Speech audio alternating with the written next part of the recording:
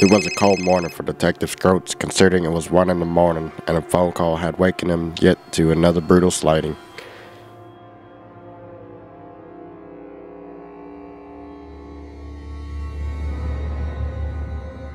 As he went through the apartment, the first thing he noticed was that the victim's lucky balls had been mutilated and lay scattered across the blood-stained floor.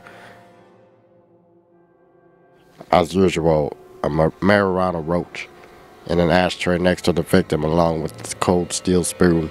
It seems as though the serial killer had once again toked up before his usual cannibalistic ritual of dining on his unsuspecting victim. While the detective took a deep drag of his cigar, he analyzed the situation. Yet again, there were no fingerprints nor any forced entry. There seemed to be nothing out of the ordinary besides the usual spoon, roach, and the calling card.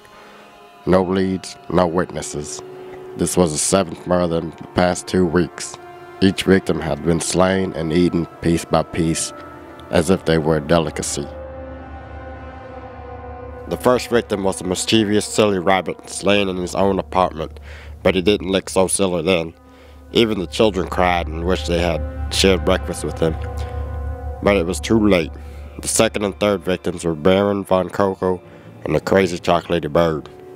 That was one of the most gruesome crime scenes the detective had beheld, even after 3 solid years on the force. The double homicide crime scene was covered in blood in every crevice and every corner.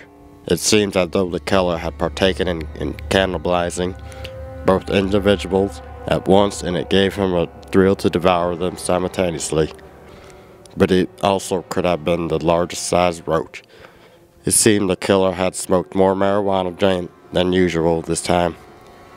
The worst slain by far was the Chris brothers' triple homicide. It seemed that the killer had snapped their necks, cracked them into a pot with butter and marshmallows, and popped their asses into a pan and let them cool before he devoured them. No solid leads, but the detective was still hopeful. Only a matter of time, he kept saying to himself, thinking that there would be a witness of a fingerprint or anything, but all his leads kept hitting a dead end. The detective drove to the bar to help him think. It seems as the second-hand smoke and 12-year-old scotch helped him clear his head. As the detective sat pondering on day's events, a man casually strolled into the bar and sat down next to the detective. As the scotch slowly washed away the defeat, he watched the man sitting next to him, began to roll a cigarette, and asked him for a light. The stranger kept looking at the time as if he were waiting for something with anxious eyes. Then just as soon as he came, he left, leaving an empty beer and a half-rolled cigarette in his wake. Right as the stranger had made his way out the door, it hit the detective like a warm shot of scotch. The half-smoked cigarette had the same distinctive rolling paper as the evidence at the crime scene. Maybe he thought, just maybe, this was the lead he was looking for, so he made his way out the door with haste, noticing the suspect rounding the corner. The detective followed the suspect down a dark alleyway that leads up to a staircase. Following the suspect up a staircase, he hears a door down the hallway squeak to close. Creeping down the hallway, the detective sees the door, not closed but cracked. Slowly pushing the door aside, he sees the suspect feasting yet again on his new victim. With adrenaline-fueled hysteria, the detective shoots the culprit. As the body slowly falls to the floor, the past 2 weeks flashes in front of his eyes.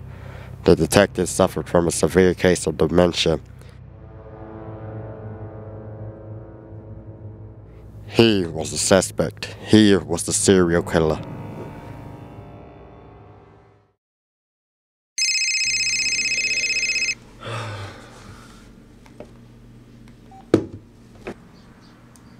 God damn, I gotta quit smoking so much damn weed.